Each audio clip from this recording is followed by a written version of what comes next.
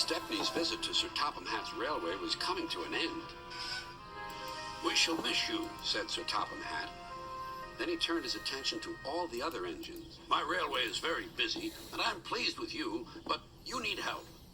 A diesel is all that's available. Please do your best to avoid any disturbances."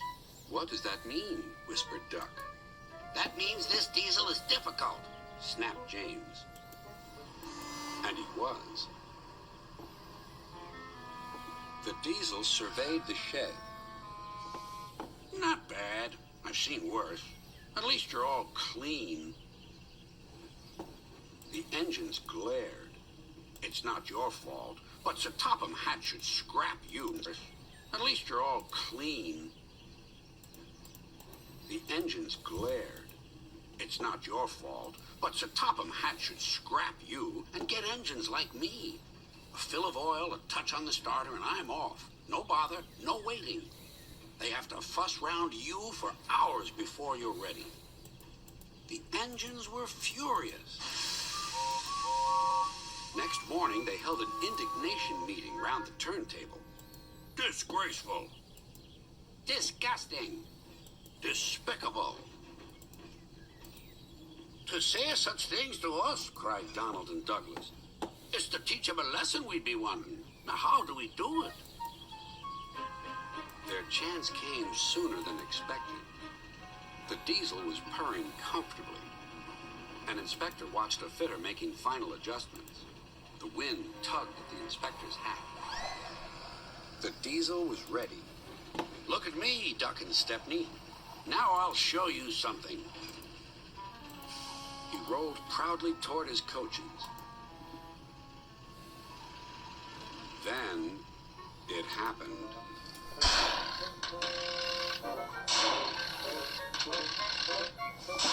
Shaking and spluttering, the diesel stopped.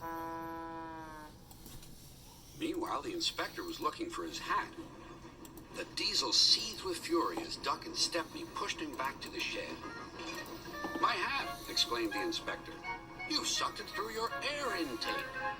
The diesel seethed with fury as Duck and Stepney pushed him back to the shed. "My hat!" exclaimed the inspector. "You sucked it through your air intake." "Bother your hat. The heavy train's due out. You'll have to take it, Duck. Stepney, will you help, please?" "Thank you, sir," cried Stepney. "I'd like a good long run on my last day." The engines were soon ready. "Gordon will take over from halfway, so get the train to there. Good luck." "Don't worry," smiled Stepney. "We'll get there, and be early, too." The cavalcade moved carefully over the rails and out to the open line. "Now for a sprint," puffed Stepney. "I'm ready when you are," replied Duck. Soon they were whizzing through Edward Station. And next they charged at Gordon's Hill beyond.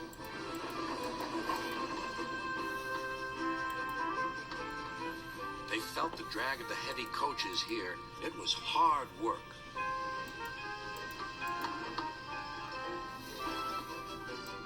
At last they were running smoothly along the line toward the big station.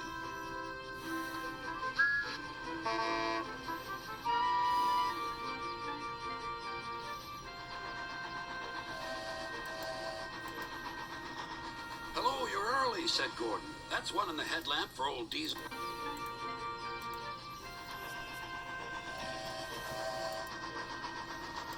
"Hello, you're early," said Gordon. "That's one in the headlamp for old Diesel.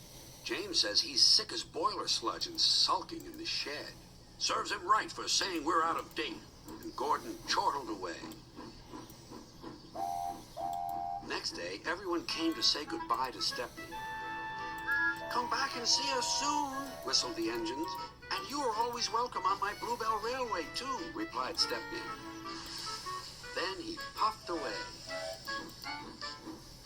What about Diesel? He'd slipped out while no one was looking.